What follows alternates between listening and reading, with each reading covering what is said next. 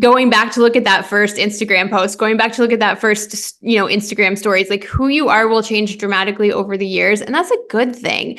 So keep trying on those hats. Keep letting yourself say, I'm inspired by this today. This is the message I want to share today, right? Your voice, like your voice as an artist will change. The way you express things will change. The artwork you make will change. And that's really cool. So I really feel like identity as an artist is such a flow. Right. And maybe that's where the line starts to come back in between like plagiarism and copy pasting versus inspiration, because trying on somebody's shoes, putting on somebody's hat, just being a carbon copy of them is not the name of the game.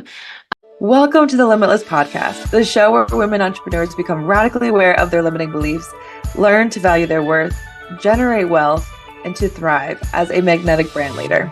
I'm your host, Jamie Ratermann, a six-figure holistic business coach. I've helped over 100 rebellious entrepreneurs master marketing, embody leadership, and say fuck it to the hustle. Let's dive in. Hello, lovelies, and welcome to another episode of the Limitless podcast. I am overjoyed to have a guest on the podcast today. We're going to talk about what it really means to be an inner creative. Unleash your inner creative, because there's something to be said about when you decide to walk into being an entrepreneur, to find your limitless self, to find who you want to be. It takes some creativity. It takes having a little bit of tough skin to know who you are and share it with the world. So Paige Ray is an award-winning photographer and videographer. She's been doing this amazing work to help people find their most creative selves, not only in the photography she has, but also to share it on her podcast, the Over the Edge podcast, which I got to be on, talking about releasing your inner rebel in business. So I thought it would be perfect to have Paige over here and go ahead and tell us about what it means, why we all get to be creative. But let's officially welcome her to the podcast. Paige, thank you so much for coming on. Oh, thank you so much for having me on. I am so excited to be here. We're going to have a blast. I mean, I feel like we were going to talk for hours if we had the chance. So by all means, now we're just going to extend your episode into the Limitless. So that's perfect. But Paige, I gave just a little tidbit. You have a lot more to talk about. Tell us a little bit about yourself. Well, I am a photographer here in Los Angeles, but I travel all over the US to do photo and video shoots, which is so exciting. It's so exciting to wake up and go, wow, I get to make art every day for amazing people. That's just one of the coolest things that it feels like I'm living a dream life. So I've been doing photos for 10 years now. This is actually, as we're speaking, this is about to be my 10th year anniversary, coming up in just a few weeks. Yeah. Congratulations. That's amazing. 10 years is a big deal. It feels like it. I mean, when you start out and you're like, how am I going to do this every day? How do I keep this going day to day, month to month? So I feel pretty fortunate I've been able to do that. And before I started in photos, I actually worked in media for about 10 years. I was a magazine editor and writer, which was it was a good time. It was a really good time. So I feel like that actually supported me a lot when it comes to doing branded visuals for creatives and for brands, because we're telling a story ultimately. So it all kind of like folded together in the end for me. Oh my gosh, how fun. Maybe we talked about this, I forget now, but I actually started my career as a magazine editor as well. That's right. And I think that's what's fun about it is I will say that like you've worked for some really fantastic magazines already, and like there was a lot of things that you've done, but like I have it in front of me here. So just so I can toot Paige's horn here. Her work's been featured in Variety, Hollywood Reporter, Glamour, in Paris. Ooh, okay. And then Huffington Post, even more, all of these things. But I think what's really fun about this transition, because I like, for me at least, being a journalism major, I was like, I'm going to tell all the stories I'm curious about all the time in this form of like media that like I want to go to the publishing city in the world. I had all of these opportunities. Like I wanted to make sure I had that. And now with the shift of like, you can really create your own magazine online if you want to. You can really do anything that you want. You get to be this creative version of yourself because there's so many outlets. I feel like that work was so like absolutely like shifted to everything I want to do now, which I want to say like, yeah, maybe I don't specifically use my journalism major, but I certainly use all the tools that were inside of it. So love, love, love that you had that similar experience. But what took you from, you said you're a photographer now, but what made you decide, okay, I'm going to run my own business? Well, I can remember the specific moment. So I worked in a lot of trade magazines when I was an editor. And I remember dreaming of working at those bigger magazines like Variety, Glamour, Paris, Hollywood Reporter. Like, it's so funny that I ended up getting in them with my photos instead of with my writing and my editing. But I remember dreaming of working at those magazines, and I was working in trades, which was also great, really fun industries. But what I loved the most in those jobs was long form reporting, really in-depth enterprise reporting. And I was in the industry around the time we started shifting everything online, and reporting became a lot more about spot news, which is legitimate. Like, spot reporting is really important. And so everything became about getting it online faster and faster and faster. And that was not my jam. I wanted to take a long time to do in-depth reporting on my pieces. And so I was feeling kind of this struggle as everything was shifting in the industry. And I just thought, you know what? I'm just going to take some art classes. Why don't I get my mind off things? I'm just going to take some art classes. And I took painting. I'm not a great painter. I took drawing. I took a few things.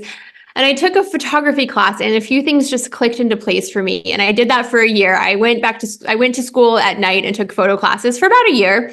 And I loved it so much. And I thought, I want to do this full time. And I was getting some clients by that point. So I just shifted into full time, at the time, weddings and families, which is its own trip. What an industry. A lot of fun there. And then I did that for like 4 or 5 years. And then I shifted into commercial work maybe 6 or 7 years ago, and I never looked back. I love commercial work. It's so creative. It's so fun. Working with creative brands is just the highlight of my life. I love it. Beautiful. I love it. I love it. Okay. So we get to hear that like the art classes turned into exactly what you needed them to, which is perfect. Perfect what we're talking about today. So you say you work with creative entrepreneurs. Let's just start this off talking about how would you define being a creative entrepreneur? How would you define being a creative entrepreneur? So a lot of people think that they are not creatives. Like, I see them back away from the term creative entrepreneur because they think, oh, I'm not a painter, so I'm not a creative, or I'm not a this or that, so I'm not a creative. But I deeply believe that we are all creatives, and being creative looks like so many different things, right? It looks like, how do you wake up every day and what do you make? What do you create? And different people create different things. Some people do create paintings, but some people create businesses. Some people create families. Some people create, I don't know, like car designs. There are so many different ways to be creative. And I do think that our purpose as humans is to create something. I think that's why we're here. And I think all of those different forms of creativity are just so legitimate. And sometimes they all work together. Sometimes they are different elements. But whatever it is you're waking up every day and creating, that is you being a creative. And that's where I start with everyone. So when it comes to being a creative entrepreneur, if you are running a business, if you woke up one day and you were like, I'm going to make something from nothing, I have no business now and I'm going to build it, you are creating something. You are being a creative entrepreneur. And so I want people to start feeling more solid in that title, because the creative spark inside of us is what builds so many dreams in our world. And so first you have to allow yourself to believe that you are creative, and that's where a lot of it comes from. So yeah, if you're listening, you are creating, you are a creative. I find this is just to be another form of almost like a perfectionism, some self-doubt that creator, and even I've even said this to my community, like influencer, like no one decides who gets to be called this or not, because if you influence somebody, you are an influencer. And that, yeah, there's like a connotation to how people act, and then like online that it's for a certain group. But what if you take that back and be like, I'm someone who influences women to love themselves more. I'm someone who influences people to see like that they're more creative than they are. So I think there's a sense of like with the creator, like I just wanted to be like, it's not for certain people. It's like we, by definition, all humans have the ability to be creative, to be a problem solver, to in general be a connector. So the idea that somehow it's off limits is just a way to keep you stuck. And I really find that to be so sincere. So I love that you were kind of saying like I'm not a good painter. Like my husband is a fantastic artist. Like paints, does charcoals, does all of the things, and I will happily do stick figures next to him if I need to. Like if like that's the date night that we want to do. But I'm the words girl. I have random books where I've like written little poems. But I'm also the person that's looking at filming and editing and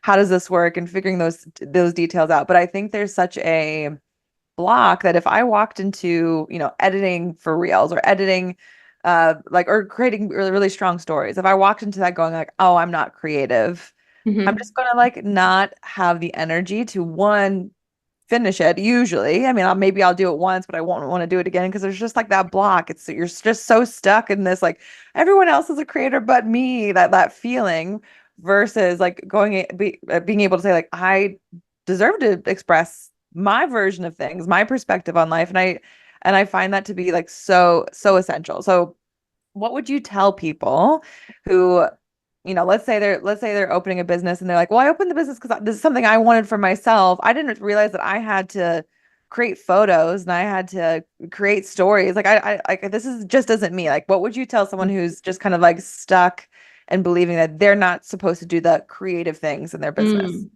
Okay, I love this because there are two things that I really center this on.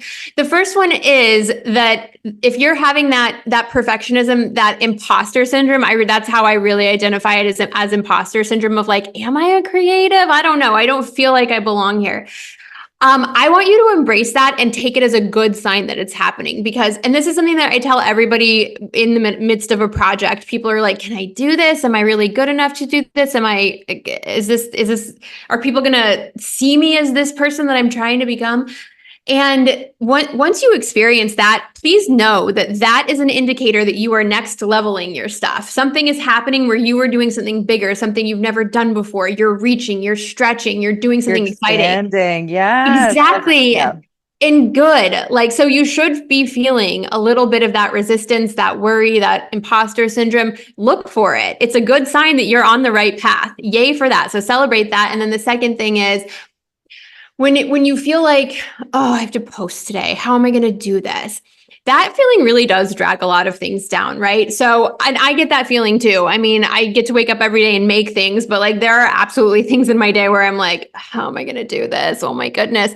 And so I stop asking myself what I need to do today. And I let it all go. I say, you know what? I don't actually have to do any of this because it is my business. I can run it how I want. So I don't have to do any of this. And if I were going to do it, what would be fun? What do I want to talk about today? How do I want to talk about this in a way that makes me excited? Because when I get excited about something, other people get excited about something. Always true across the board, right? So I come back to also, what am I excited to teach people about today? Because it does need to be about other people, obviously. And so if you want to stay in that kind of lane of like, how am I going to talk to other people's experiences? I start with what would be really fun to teach people about today. And if I could if you can find the fun in it, then there you go. Mission accomplished. Like you've won the day. I love that. I want to go back to the imposter syndrome piece here. And I completely agree with you. I feel like whoever came up with the word imposter syndrome or whatever tone it was, I was like, well, there's a different way of saying this. Like it's just like you're breaking out of your comfort zone. So of course it's going to feel like you're spiraling. Of course it's going to feel like your skin's tingling a little bit and like what am I doing? What are people going to think? Because it's a sign of growth. And I absolutely love that idea because I think there's like how many times like how do I get over imposter syndrome? And it's like, no, you don't get over it. You just realize what's happening and then here's ways in which to continue to continue to expand, to continue to get the support that you need. So we're in agreement. Imposter syndrome is a good thing. We need to like what's the word we like the creator's expansion or something. That's just a better way of saying it. We need to rebrand it. And I think too though with the second piece you were sharing is that there's a lot to be said about like just the statement that like our perspective on life is allowed to be heard. It's allowed to be seen, and the only person blocking it from being seen, at least in the way we currently walk through the world is ourselves, because Mhm. there's so many free places to just say like, hey, this is how I see anything, like as like, silly or unserious as like going on a walk in a day versus how I get over this feeling of not trusting myself. Like there's so much to be said about, we get that opportunity, and the people who are getting to take that advantage are the ones that are like, wait, I deserve to be heard, even if Yes. it's just like, what do I want to share today? Yeah, of course, sometimes like consistently doing that, you got to like put yourself in those situations. But I Mhm. think that like if we're wanting, or like if my hidden mission of this episode is that everyone sees themselves as a creative, is that being able to say you deserve for Mhm. your perspective on life to be seen. And we don't have to wait until someone appreciates it to put it into an art gallery. We just need to put it online and other people get to see it. So I just Exactly. love that kind of share. Exactly. And it's so interesting because I think a lot of people think like the way when you look at like the people you kind of idolize or you want careers like them, I think our immediate assumption is like somebody came along and like plucked them out and said, "You're special. Why don't we put you on stage? You're special. Let's hang your art up." That's just never how it happens. Like when you actually talk to people who have done the things that you want to do, 9 times out of 10, it's them facing their own imposter syndrome and telling it to just be quiet and sit in the corner. I've got better things to do than listen to imposter syndrome, right? And you have to pick yourself first. Nobody else comes along to pick you. You pick yourself first. You tell yourself first, I'm good at this. I'm worthy to do this. I can help people. I can change things for people. My voice matters. I can make a difference. And when you tell yourself that first, everything else gets a little more clear. Then applying, then trying to speak on stage, your message gets a little bit like it gets not easier to book, but like you have the fortitude to just keep going, right? Submitting your art, you have the fortitude to keep going, right? So yeah, you got to pick yourself first. I love it. I actually just finished listening to Matthew McConaughey's book, Green Light. I Yeah. don't know if you, which was the most, it's an insane biography for, to be honest. Like there's so much, and they're going like, he didn't filter this. I'm like, okay, but like just like him talking about his own creative process, and you can hear like as like he walks through each of his roles, he's like, he got a little bit more, let's say, weird about it. He got a little more courageous about it. He got like, there was, he just like started being like, oh, let me understand this guy's backstory. And then like, I think he was like a dragon slayer, and he was like talking about jumping off roofs and doing all these things. I'm like, well, I guess he got really confident in this process. And I really want to kind of get behind this idea of like it sounds woo woo, it sounds like affirmations, but when we say like you deserve to be heard, your perspective Mhm. is important, your ability to express yourself and create Mhm. evidence in its own way online is allowing you to show yourself that that this is what you deserve. Mhm. You got to believe it first. And then the Mhm. more that you take action on it, the more that you put that out there, that one, of course, the better you get. Your skills are going to be better, Exactly. all the things, but also there's not going to be any doubt in your mind that whatever you're trying to create is coming. Like you're just there. True. It's like manifestation, but first you got to believe it. True. Like someone like Matthew McConaughey is such a great example. This is not a man who has ever doubted himself. He just He woke has up and went, not. you know what I'm No. gonna do? I'm gonna go be an actor. He just and I think that's such a great example. And when it comes down to like the woo of it all or the way we talk about like manifesting, I really think like when we talk about manifesting, to me, I actually like I look at like the men I've worked with or looking at the men who run businesses that I've worked with or learned from, and they all believe the same thing, the same principles of manifestation that we kind of pick up along the way. They just don't call it manifestation. And so a lot of what I see often is when we as women are like absorbing the manifestation messages, what we're really doing a lot of the time is just we're learning how to operate in the way that men were always told to operate, to assume it's going to work out, to if you spend money, you know it's going to come back to you, to just believe in yourself first and the abundance of everything first. Like that's just how that a lot of ways, like if you look at Matthew McConaughey, like those are all the principles of manifestation. They're just something that like, what we're They're just taught presented differently. in a different way to men than they are to women, because we just we Mhm. digest different information differently. I Mhm. actually love that though, because I was just like, Exactly. my husband and I talk about this stuff way too much, because Mhm. I'm the chatty. I'm like, what do you think of this and that or whatever. But it's so like, in manifestation we talk about like you want to act as if you are the Mhm. person you're wanting to become, stuff like that. And Mhm. he'll say like, "Are you locked in today?" And like I'm like, so being locked in means like we're focused. We know I love exactly it. what we want to create. We're not worrying about our doubts. And it's like, yeah, like if I was talking to a client, I might be like, okay, let's act as if, or Mhm. like visualize what we want. And then it's just like now I'm on the flip end. I'm like, oh, when I speak to my husband, I'm like, yeah, are you locked in? I'm locked in. Okay. I love it. That's exactly it. The act, like that's a perfect example. Like their men will just act as is and they won't have the imposter syndrome of it. They'll just be like, yeah, whatever. Today I act as is. And that's why ignoring that imposter syndrome or not taking it so seriously, like using it as an indicator of like, you know what, this means I'm doing something bigger. Let's keep going. Right. But don't let it slow you down. Matthew McConaughey is not going to let it slow him down. Yeah, absolutely. I mean, if there's anything else, I do recommend listening to the Audible because he does voices. It's the whole thing. It's Oh my absolutely the whole gosh. thing.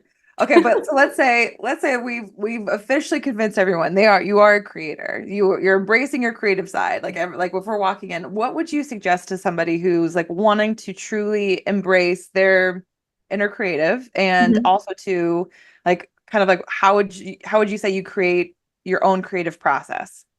Ooh, okay. Creative process is so fun and unique. So, first of all, your creative process gets to be whatever you want. If you need to wake up at 4 a.m., have a Diet Coke, and then start writing on your computer, that's your creative process. That's your creative process. If you want to wake up at noon, light a candle, and read a book before you do anything, that's your creative process. It's all legitimate and it's different for every single artist. So, sort of what's fun and special about it is creating your own.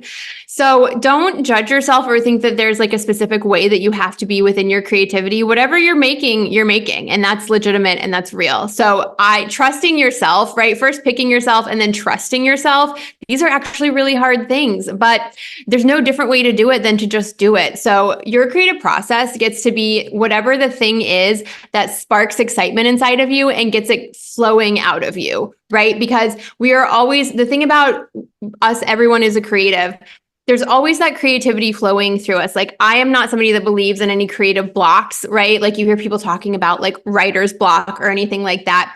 And for me, when I think about creativity, I don't think about blocks. I choose that they don't exist. What I instead for me, what's happening is just my creative channel is slows down sometimes because it's hard to be in a rush or a flow 24 hours a day. That's overwhelming. That'll burn you out. So sometimes your creative channel just slows down because you need it to slow down. Consciously, you might be like, I need to make something. I need to go, go, go. But maybe you just don't need to. Maybe you just need to take a breath and take a rest, right? So your creative process is yours. That creativity is there for you whenever you need it. If you feel like it's not there, take that as a hint to take a nap, take a rest, and know What that I you can love come with back your to it. But even too, I love with what you're saying. It's like we just gotta talk about it. Is that there's no wrong or right way to create a creative process. I think that's a big part of it. But I do think that like with what you're sharing, there's some things online that might be like really detrimental to some people when they're looking at these things. So, Yeah. I'm a hybrid batcher. You like on like I like to like sometimes I'll feel really inspired and I will like I'll like stop, let me write this idea down, let me make sure I kind of like think it through.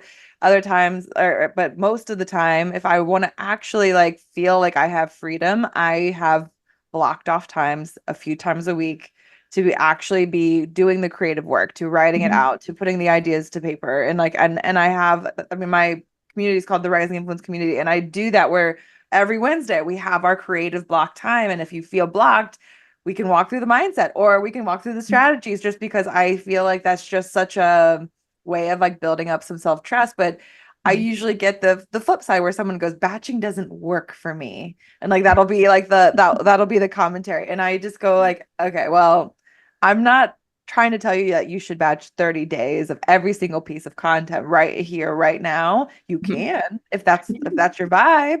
Like you absolutely can. Like my Capricorns in the room, they always got that 30 days going. They're ready to do it. But I think there's essentially an idea of like the idea that we always have to be our best Mhm. creative self is Mhm. what's going to stop somebody from showing up was and continuously doing that. So I think there's a Yeah. sense of one, have a time Mhm. once, twice, 3 times a week, have a time where you do turn off the distractions. You Mhm. allow whatever's coming to mind to just like flow out on paper, or to, if you're somebody who's like photographer or does video, like let it be something like, okay, let me compile some of my ideas that we've done, like whatever it might be, have that time.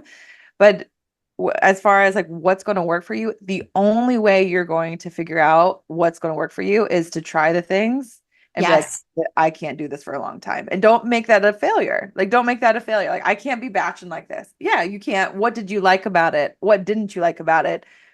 Shift, try again. This is your creative process. Exactly. And this is something that I see when I talk to other photographers about lighting, right? I'm really big on like, you have to learn all types of lighting. You've got to be able to light anything at any point, at any time. And I see a lot of photographers who, like, it's easy to get scared of lighting because it's a lot of different elements and a lot of different moving parts. And how do you know if you've nailed it?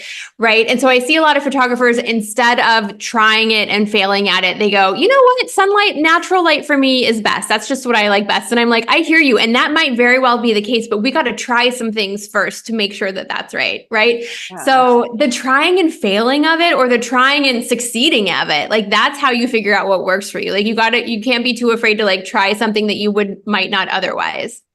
Beautiful. And I think part of it too is like, it just came to mind as you were saying that, is the idea that like the best creatives play. Mhm. Like the best Mhm. creatives are playful. There's not this like, it's not a math equation.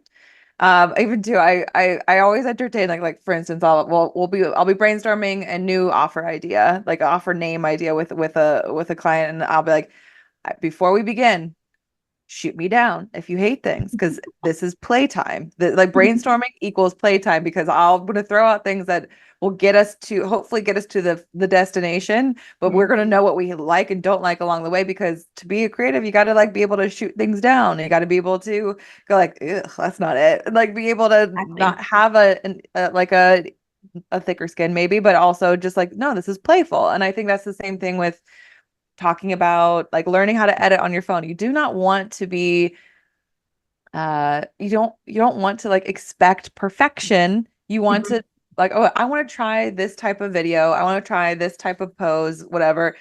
I already know there's going to be like 7 versions of this that absolutely stink, but one of those at least deserves to be put online, or one of those deserves to be sent to a friend, or whatever it might be. Because if we're expecting perfection as we're creating, it's gonna just feel like we are trying to grade ourselves. And thankfully, Mhm. we're not in school anymore. Thankfully, it's about, okay, what's the purpose? What's the message? I want to put this out there. Exactly. And I always think an imperfect message like lands better with people anyway. Like people really don't like perfection. It's not it because I think subconsciously, like as humans, we know that it doesn't exist. Like what Mhm. really is perfect? I don't think that's a thing for anybody that's achievable. So I think an imperfect message, an imperfect anything lands pretty well with people. Like we like to see that. We like to connect with that. Mhm. And also like it does get hard to get online because it does look like everybody's like not only making great work but succeeding at it all of the time. And there's just so much behind the scenes failure that like people aren't putting out there, and why would they? Like that's a hard thing to do. It's a hard thing to just sit with in life, but much less get online and say it. So if there's one thing that's consistent from like all of the creatives I've ever met is like there is failure going on behind the scenes. But Mhm. that is so much the reason why so many people succeed too, because they're just out there trying to fail until they figure out how to succeed. And I think that's great. I really feel like if we like expect, like, not in a I feel like, before I say this, I don't want it to sound like really harsh, but like we should expect to fail. Like we should expect Yes. to, I like to jokingly say like eat shit, like face plant and get back up, because like we're better off for face planting than the person that's like, oh, I guess this is working for me. How long is this going to work? It's like the adversity, the problem solving, like gives us longevity. So I think there's a sense of that, but also just stop putting so much pressure on every little thing having to be the thing. Like it has to be perfect. It's got to be as good as the creator you've been following forever. Because I love, and it only rarely happens, when someone who's got in there like hundreds of thousands of followers goes like, "Let me show you my first video." Like Oh I'm like yeah. so excited to see it. Like thank you. Like this is so lovely. And like even too when somebody will say something to me, I'm like, my first Instagram post, like I remember I post like an iguana that was at a rest stop. I was like, I didn't know what Instagram fully was, but the only way I got to even now is that I know what I know. I did all Yeah. the blunders to before I got there, and I didn't think they were blunders at the time. Let's be clear, but still, like that's I think that's part of it. So if we're talking Mhm. about a creative process, we want to make sure there's play. Like Mhm. we want to make sure there's play, and then also truly being able to set aside time to figure out like what your best creative time is. I feel like those are the two things we've hit on so far. What else are we missing with it with creating your own creative process? Well, I really like to find new mediums and new methods of inspiration, right? Like if so I do photography all of the time. I feel pretty confident in my level of photography, but the thing I like to do is we talk going back to failing. I like to fail at other mediums. Like I love to try painting. I'm not good at it. I love to try drawing. I love to try sculpting. I love to do other things because it makes me feel like it gives me this sense of like inspiration. It turns on something in my brain, right? So when I feel like I'm in a rut, when I feel like I'm not getting those new ideas, when I feel like my creativity is zapped, even though I know I still have my channel open, I try to go do other things I don't normally do because that turns something back on in my brain that's like, oh, right, it sparks an idea for something else in photography. So my part of my creative process is just trying other mediums, trying other ways of being creative that I've never tried before. The funny thing with that is like you will find that you have maybe told yourself some stories like, oh, I could never do this, I could never do that. And then you try it and actually you're not bad at it, right? You actually could do that. I see it all the time. People are like, I could never be a writer. And then I'm like, send me a piece of your writing. Let's test this out, right? And they send me a blog post and I'm like, this is ding dang dong amazing. Like, what do you mean you can never be a writer? You're a writer. This is great, right? So doing Ding something dang dong different. amazing. I'm gonna borrow that. Do it, yeah, yeah. Quoting Paige, like, is this ding dang dong amazing? Yeah, part of my creative process is like just doing other things that I don't normally do as a creative and exploring those other options. It keeps something inspired and creative. It keeps me feeling like I'm out like doing something new. Okay, wait, did you ever see Bring It On? Remember Bring It On, the cheerleading Yeah. movie, right? I think if you're a millennial, you've probably seen Bring It On. And what you notice that they do is when they are completely reimagining their routine, they are looking at other forms of dance, like forms of dance from the 50s. They're looking at Bob Fosse. They're looking at all of these different forms and like drawing inspiration from them, even though they've never done those forms of dance before. They're learning them. So it's the same for me. Like when you're trying to come up with something new, going to these other forms of inspiration that you've never looked at before, looking at new artists, looking at just new ways of being is for me so important. Oh, okay. So you bringing this up is kind of interesting too, because I think a couple of things. Like first, I love the idea of like trying different mediums. I think part of it is that there's a lot to be said about routine and creating and like building up your skill set, but there's also a lot to be said about like letting yourself try something new, because usually it like even if it's not like what you're going to end up doing, like or like even if it's not like, oh, I'm not going to keep learning how to do this, it's about going like, oh, I'm inspired by how this is different than how I normally do things. So it's like it's helping you just get a new perspective. I totally agree with that. I love that. But also the idea of copying, which Mm. which is something to play with, because like we don't, of course we don't want people to fully Right. copy, but I think the biggest misunderstanding is that we think that what's on the internet or what's on TV or any of the things that are considered like normally creative right now are completely original ideas. And Mhm. people are full of shit. Like Right? Yeah. there hasn't been truly an original idea in a very, very long time, meaning like no inspiration from anything outside of itself. Like they want to do a different version of the same thing. And and I think that that's the number one thing of understanding. And I think I'm trying to remember the name of the book. There was like everybody copies or something. I should find it. But Oh like, yeah, I know. I think I know what you're talking about. or Yeah, everybody steals, or like I can't everybody remember. It's like steals. something along those lines. But the concept of like having permission to try on somebody else's shoes and go Hmm. like, what do I like about this? What's my shift on this? What's my view of this? And I Hmm. think that's when you were talking about different mediums, bring it on, like taking in these different inspirations. It's being able to say like, one, you're allowed to be inspired by other Hmm. people, other things in the world, and even to going out and exploring that. But Hmm. also part of making sure you're not just like blatantly like copy pasting is Exactly. the understanding of who are you? Like Hmm. what do you want in this? How would you like this to be displayed? So I think there's for anyone who ends up like I've seen like I've to be frank, I've even had past clients before who like have copied and pasted my things, and I have that For full sure. freak out a little bit of like, why would they do that to me?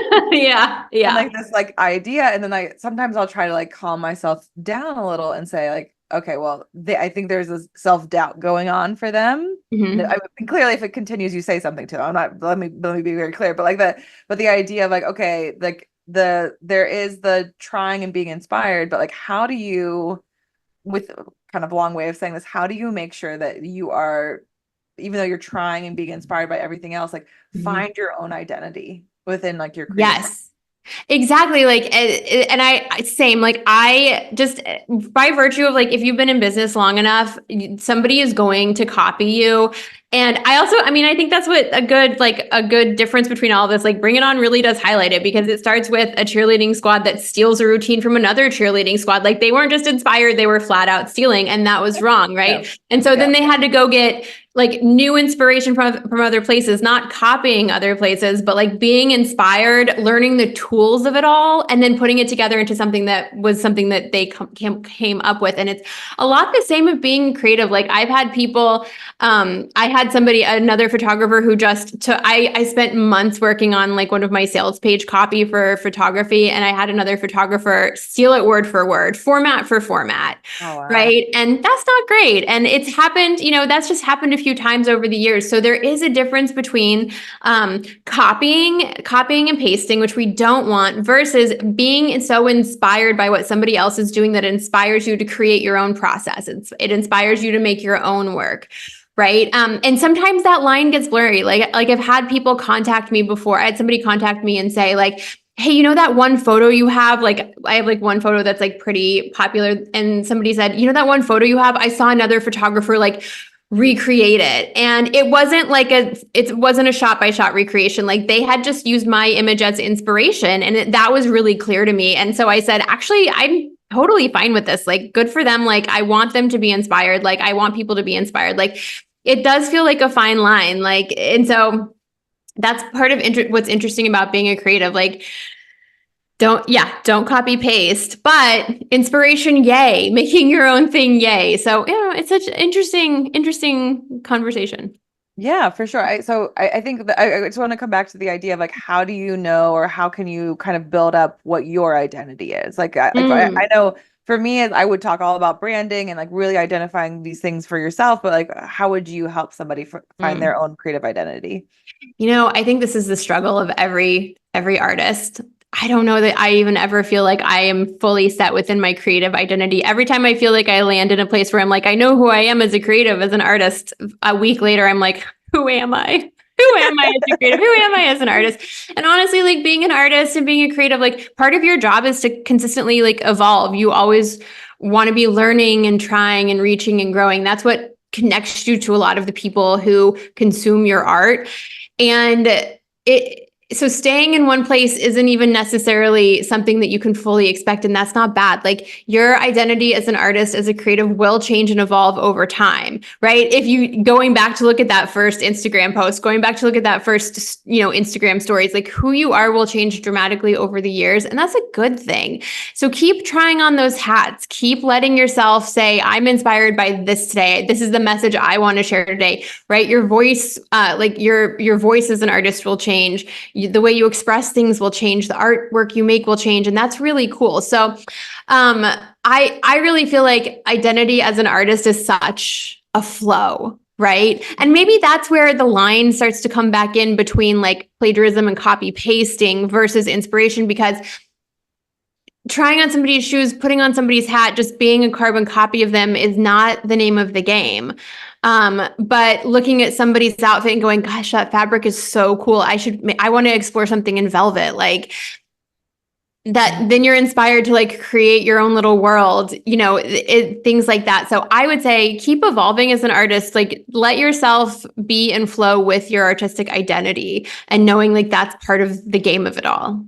I love that. I love that. I even too, I think for anyone like that's listening and like is like wanting like a tangible, because they like don't even know where to start with it, what it is who they are or what they want to represent. I think there's a sense of, even if you don't know what you are, who you are yet, like who are you not? Like there's a sense of like being able to be inspired or look at examples, or even just like, we're talking about this like in a big scale, but also like just like when you're swiping through your feed and going like, oh, I wouldn't do it that way, or I don't like the way they do it. And then going, well, how would I? Like what would be the better way to do it? So I think there's a sense of like we really do learn from examples and models, and but also like owning that like you sometimes like your intuition, your own life experiences goes like, doesn't work for me. What would work for you? Like being able to know that those like, I think trigger is probably too harsh of a word, but those little like tests whenever you are consuming media, consuming content that say like, I don't like this, but your ability to go like, what can I do? Or how would I do this differently can help you identify who you are. Yeah, exactly. I love it. I love it. So let's talk about seasons. Like you were talking about, this on a recent podcast of yours, which I loved. And I think I think there's something I really love to hear about.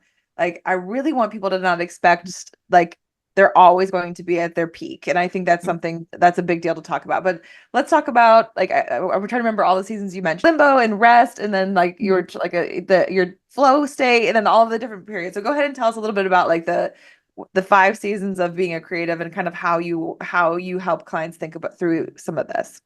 Awesome. Okay. So we always think of being a we always think of ourselves like, okay, when I'm a successful creative, I'm always going to be in flow, and I'm going to have the perfect amount of work in front of me at all times. And I'm going to get 8 hours of sleep a night, and it's all just going to work, right? That's how we kind of picture it in our head, is like a system we finally set up that just allows everything to work perfectly. But the problem with that is like, yes, your creative channel is always on, it's always flowing, and sometimes it slows down and sometimes it speeds up. And that puts you as a human, like it puts you in different places that feel confusing, that might not feel like you're doing it right, but you are. So so I have 5 seasons as a creative. So you are usually always in either autopilot, rest, limbo, overflow, or burnout, right? And those can kind of flow into each other, right? Like let's start at rest. Rest is you've made your stuff. I need to take a nap. I need to take a break from projects. I need to wait a week before I say yes to an incoming project so I can recharge, right? Rest is a great season. It's necessary for all of us. Take a minute, take a breath. It's hard for us to do because we're afraid if we rest, nothing else will ever come in, and then we'll end up in limbo. And limbo is hard because it's like, I want to make something. I'm waiting for something to make. Right. And limbo is that weird in between period. It makes us a little bit uneasy. It's kind of like the awkward silence in a conversation. It's like, well, what do I do now? I've got the goods. I know how to do the things.